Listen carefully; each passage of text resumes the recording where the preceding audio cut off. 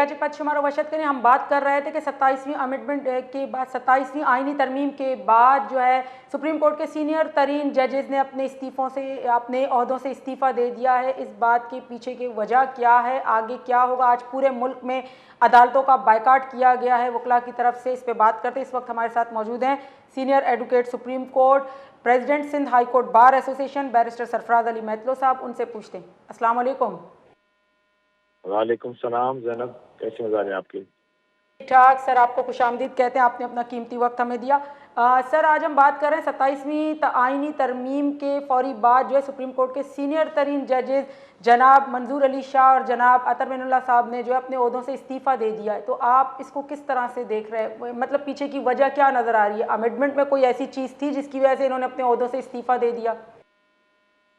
बिस्मिल्लाह रहमान रहीम। देखें, आइन की जो 26वीं तरमीम और उसके बाद ये 27वीं तरमीम आई है, उससे काफी सारे जुडिशल स्ट्रक्चर में चेंजेस हैं और इस तरह के फैसले मुतवक्का होते हैं। जब भी कोई आप बहुत बड़ी चेंज लाते हैं, कुछ लोग आपसे गैर मुत्तफिक होकर इस्तीफा देते हैं, कुछ लोग उसको पसंद करते हैं।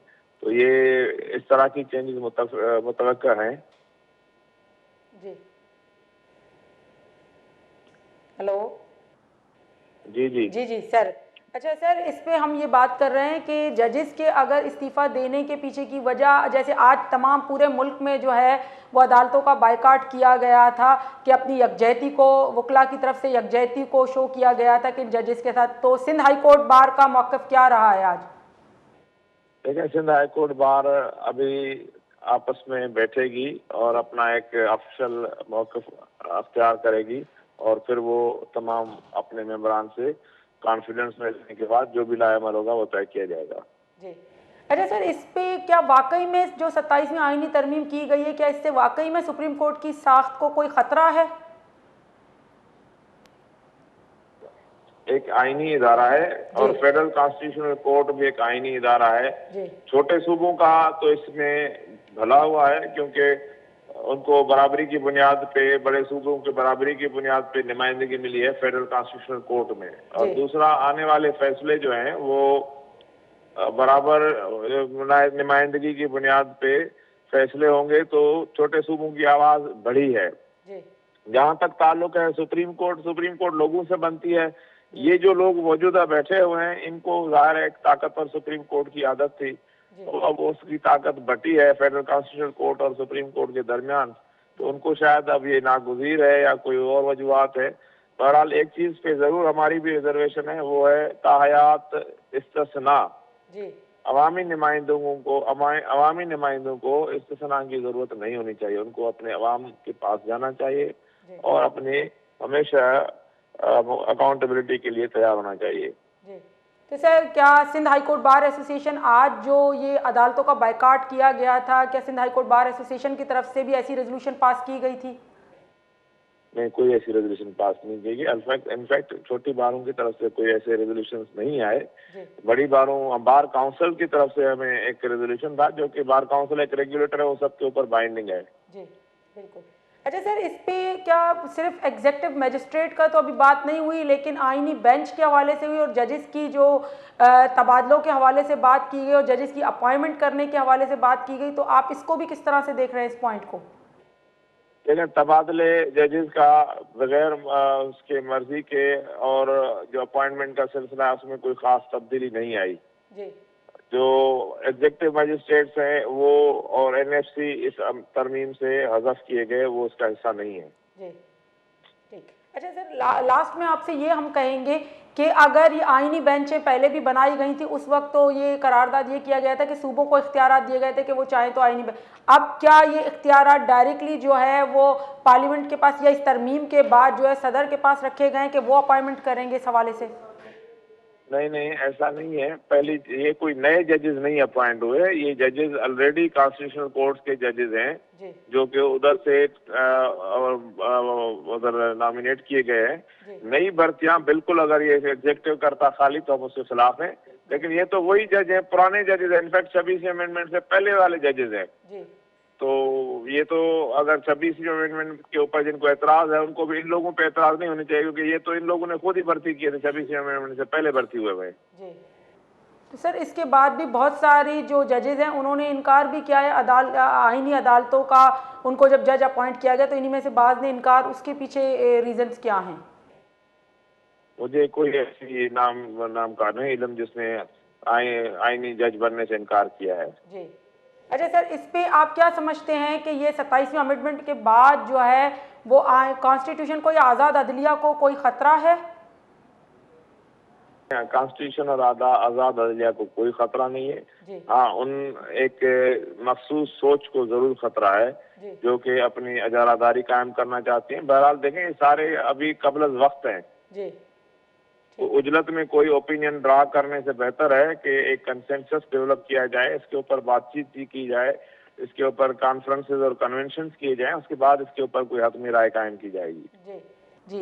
सर इस पे कन्वेंशंस ऑलरेडी हो रही है, तो आप नहीं समझते कि ये फिर वकला के अंदर भी ग्रोह इस तरह से बन जाएंगे और जो एक एक यकजहती का मुजाहरा करते थे उनमें भी कोई डिस्प्यूट पैदा हो जाएगा कि कुछ जो है वो अगेंस्ट हो और कुछ फेवर में हो, तो कोई मसला पैदा नहीं होगा आगे चल के? देखें, ये फ्रीडम ऑफ ओपिनियन है ना, ये कोई ऐसी तो सफाकाना तंजीम थोड़ी है कि किसी एक का मौक़िफ़ आ गया तो बाकी उससे मुख्तलिफ मौक़िफ़ नहीं ले सकते। बिल्कुल। तमाम बादशाह लोग हैं, एक दूसरे से इख्तिलाफ राय रख सकते हैं और वकला की जमातें भी एक दूसरे से इख्तिलाफ राय रख सकती हैं, क्यों नहीं रखें? जमहूरियत का हुस्न ही है, हम दूसरों को जमहूरियत सिखाते हैं, खुद के अंदर भी जमहूरियत हमारे होनी चाहिए ना। बिल्कुल बिल्कुल। बहुत बहुत शुक्रिया आपका सर, आपने हमें टाइम दिया, हमें ज्वाइन किया। हम बात कर रहे थे कि 27वीं अमेंडमेंट के बाद जो है एक तहलका मच गया है, दो सुप्रीम कोर्ट के सीनियर तरीन जजेज ने अपने ओहदों से इस्तीफ़ा दे दिया है और आज पूरे पाकिस्तान भर में अदालतों का बायकाट किया गया। किस चीज़ को जाहिर करता है? इन जजेस के साथ यकजहती का इजहार है या 27वीं अमेंडमेंट के खिलाफ है? इस वक्त हम बात कर रहे हैं, हमारे साथ मौजूद है senior advocate supreme court, president Karachi bar association जनाब आमिर नवाज वड़ाइश साहब। उनसे पूछते हैं। अस्सलाम वालेकुम। वालेकुम सलाम। सर आपको खुशामदीद कहते हैं प्रोग्राम में। सर आज हम बात कर रहे हैं कि 27वीं आईनी तरमीम के फौरी बाद सुप्रीम कोर्ट के सीनियर तरीन जजेस ने अपने ओहदों से इस्तीफ़ा दे दिया है, जनाब मंजूर अली शाह साहब और जनाब अतर मिनुल्लाह साहब। इसको आप किस तरह से देख रहे हैं? इसके पीछे क्या वजह है? देखिए, ये किसी भी तौर पे एक अच्छा मैसेज नहीं है और ये बताता है कि अब जो हमारी जुडिशरी है वो कम्प्लीटली वीक हो चुकी है और जो काबिल तरीन जजेस है इस अमेंडमेंट के बाद वो ये बात समझ गए हैं कि अब इन कोर्टों को ताला लगा देना चाहिए और इन कोर्टों में अब इंसाफ किसी को वो दे नहीं सकते। इसलिए उनका होना ना होना एक बराबर था और उन्होंने अपने ज़मीर की आवाज़ सुनी और उन्होंने एक अच्छा फैसला किया और उन्होंने रिजाइन किया, क्योंकि खाली अगर उन्हें रोटी कमानी थी, पैसा कमाना था और उस मनसब पे बैठ के आवाम की खिदमत नहीं करनी थी, लोगों को इंसाफ नहीं करना था, तो उनका वहाँ होना ना होना एक बराबर था। तो इसलिए मैं यही कहूँगा कि ये जो करंट जो है कॉन्स्टिट्यूशनल जो है आईनी क्राइसिस चल रहे हैं, इस सारे के बैकग्राउंड में जो खास तौर पे दो बड़े इंस्टीट्यूट को बुरे तरीके से डैमेज कर रहा है, वो जुडिशरी को भी डैमेज कर रहा है और हमारे जो डिफेंस इंस्टीट्यूट है उसको भी डैमेज कर रहा है। क्योंकि जब आप अपने जूनियर की सीनियरिटी रोकते हैं या आप इंसाफ में इस तरीके के जजेस को अपॉइंट करने के का मैकेनिज्म जो है वो तय करते हैं कि जिससे जो जज अपॉइंट हो उसकी अपॉइंटमेंट ही फेयर ना हो या वो अता परवरी पे हो या अपने जो पिट्टू हैं उनको जज बनाया जाएगा, तो मुझे नहीं लगता है कि किसी भी तौर पे जुडिशियल सिस्टम चल सकेगा। जजेस की अपॉइंटमेंट के हवाले से तो 26वीं अमेंडमेंट में भी इस शिक को डाला गया था, अभी जजेस के तबादले के हवाले से और आईनी बेंच का हवाला भी 26वीं अमेंडमेंट में दिया गया था और वो अमेंडमेंट हो गई, जजेस की अपॉइंटमेंट भी हो गई। तो आप अब किस चीज़ को देख रहे हैं? कोई नए जजेस अपॉइंट किए जाएंगे? इसी वजह से ये जो है वकला की तरफ से या सिविल सोसाइटी की तरफ से एहतजाज किया जा रहा है? मैडम, मैंने भी एक बात समझे, देखे पहले जब 26वीं अमेंडमेंट भी थी, एक तो उस टाइम लोगों को इतना मालूम नहीं था कि 26वीं अमेंडमेंट में बेसिकली इन्होंने किया क्या है। ज़ाहिर अवेयरनेस देने में टाइम लगता है। 27वीं अमेंडमेंट में इन्होंने ये किया है, जो कॉन्स्टिट्यूशनल कोड बनाई है, पहले ये होता था कि जो जजेस अपॉइंट होते थे वो थ्रू जुडिशल कमीशन अपॉइंट होते थे, लेकिन 27वीं अमेंडमेंट के बाद से उन्होंने ये किया है कि जजेस की जो अपॉइंटमेंट है वो थ्रू सीएम कर दी है। सही है, उसमें जुडिशल कमीशन को वो जो से निकाल दिया गया और जो भी कॉन्स्टिट्यूशनल बेंच का जज बनेगा उसको प्राइम मिनिस्टर जो है पीएम के थ्रू बनेगा। तो मेरे ख्याल से ये जो अपॉइंटमेंट है ये एक पॉलिटिकल अपॉइंटमेंट है और एक उन लोगों के अपॉइंटमेंट है जो जिनका उनको पता है कि ये लोग किसी भी सूरत में जो है इंसाफ नहीं करेंगे। ये सिर्फ हमारे दिए हुए डिक्टेशन पे चलेंगे और हम इनको बोलेंगे उसी के मुताबिक चलेंगे। तो इसलिए ये जो करंट जो अमेंडमेंट आई है, फिर जो जजेस के ट्रांसफर का जो इन्होंने एक सूबे से दूसरे का था, पहले विद कंसेंट था, अब विदाउट कंसेंट कर दिया है। अगर कोई जज उनकी मर्जी के बगैर ट्रांसफर होगा तो उसको उनकी मर्जी के बगैर ट्रांसफर किया गया और वो उनकी बात नहीं मानता है तो उसको नौकरी से निकाल दिया जाएगा। तो ये सारी चीजें हैं जो करंट जोन्स है इसमें 27वीं अमेंडमेंट में आया है। तो इस सारी सूरत को देखते हुए फिर कॉन्स्टिट्यूशनल जो कोर्ट बनाई गई है उसने हमारी सुप्रीम कोर्ट को बिल्कुल तबाह कर दिया। सुप्रीम कोर्ट जो है वो एक समझ ले मकबरा है। कोई आप किसी मुर्दे का जनाजे का जैसे मकबरा बनाते हैं ना, वो एक मकबरे की हैसियत रखता है, इससे ज्यादा कुछ नहीं रखता है वो। जी सर, आज की जो पूरे मुल्क भर में स्ट्राइक की कॉल थी वकला की तरफ से, ये जो मोस्ट सीनियर जजेस ने इस्तीफा दिया उनके साथ यकजहती का ऐलान था या स्ट्राइक इसलिए की गई थी कि इस 27वीं अमेंडमेंट के बाद सुप्रीम कोर्ट की साख को कोई खतरा है?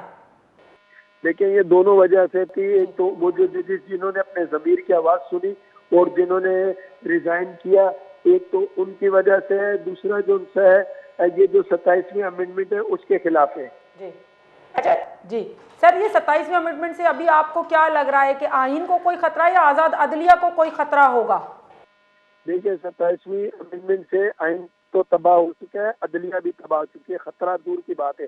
26वीं अमेंडमेंट में अदलिया की आज़ादी खोई थी, 27वीं अमेंडमेंट में अदलिया का जनाजा निकाला है। जैसे मैंने कहा कि सुप्रीम कोर्ट का अब एक मकबरे की हैसियत रखती है, वो किसी कोर्ट की हैसियत नहीं रखती है। सर आज आप लोगों का जो है वो प्रोटेस्ट भी है और आप लोग सखर में कोई बड़ी कन्वेंशंस की भी तैयारी हो रही है, तो उसका लाएअमल क्या होगा? उस पर किस चीज़ को फोकस किया जाएगा? इस 27वीं अमेंडमेंट के खिलाफ जो है वो प्रोटेस्ट किया जाएगा या कुछ और भी पॉइंट हैं? देखिए ये जो कन्वेंशन है ये अब आगे एक तसलसल में चलेगा और हमारा ये टारगेट है कि हम ये जो 27वीं अमेंडमेंट है इसको ख़त्म कराएंगे। इंशाअल्लाह ताला हम अपनी अदलिया को आज़ाद कराएंगे। जो ये जितने भी जो अमेंडमेंट्स की गई हैं इन सब का एक ही मकसद है कि जुडिशरी जो एक ऐसा इदारा जिससे पहले ही लोगों को इंसाफ की सच तवक्को नहीं थी, अब करंट सिनेरियो में बिल्कुल तबाह हो गया और लोग अब बिल्कुल मायूस होकर बैठ गए, इसकी साख को बहाल करेंगे इंशाअल्लाह ताला। लास्ट में सिर्फ आपसे पूछेंगे कि पिछली 26वीं अमेंडमेंट के बाद भी वकला की तरफ से काफ़ी कन्वेंशंस की गई, हर सूबे में हर जगह पे की गई, लेकिन उसका असर इस हद तक नहीं हुआ। आप क्या समझते हैं कि अभी उसका कुछ असर होगा? डेफिनेटली देखिए पिछले जब हुआ था पिछली अमेंडमेंट में आपको पब्लिक का, वकला का, जजेस का ये रिएक्शन नहीं मिला होगा जो 27वीं अमेंडमेंट के बाद में मिला होगा, क्योंकि उसमें 26वीं अमेंडमेंट में उन्होंने लोगों को मिसगाइड किया। किसी ने कहा चैम्बर माफिया को खत्म किया है, ये क्या लोग उस टाइम पे प्रॉपरली चीजों को लोग अंडरस्टैंड नहीं कर सके थे। 26वीं अमेंडमेंट में ये कहा जजों की गर्दन में सरिया आ गया था, उसको हमने कम किया। लेकिन अब 27वीं अमेंडमेंट के बाद लोग ये बात समझ गए हैं कि ये बेसिकली उनको मिसगाइड किया गया था। इनका मकसद जो था ये इंसाफ जो एक जुडिशियल इंस्टीट्यूट है उसको तबाह करना था। जी बहुत बहुत शुक्रिया सर आपका, आपने हमें टाइम दिया, हमें ज्वाइन किया। इस वक्त हमारे साथ मौजूद है senior advocate supreme court, members in bar council भी हैं, प्रेसिडेंट कराची बार एसोसिएशन के भी हैं जनाब आमिर नवाज वड़ाइश साहब। उन्होंने तफसीली बात की कि आज के जो अदालतों का बायकाट किया गया था वो 27वीं आइनी तरमीम के हवाले से किया गया था। पहले भी वकला की तरफ से 26वीं आइनी तरमीम के हवाले से प्रोटेस्ट कन्वेंशंस होती रही हैं और आज भी हो रही हैं। आज अदालतों का ये कहाँ तक जाएगा ये प्रोटेस्ट? और दूसरा सुप्रीम कोर्ट के सीनियर तरीन जजेस ने जो अपने ओहदों से इस्तीफ़ा दिया है, ये बात क्या रंग लाएगी? मजीद इस पर बात करते हैं, लेते हैं एक ब्रेक के बाद आते हैं।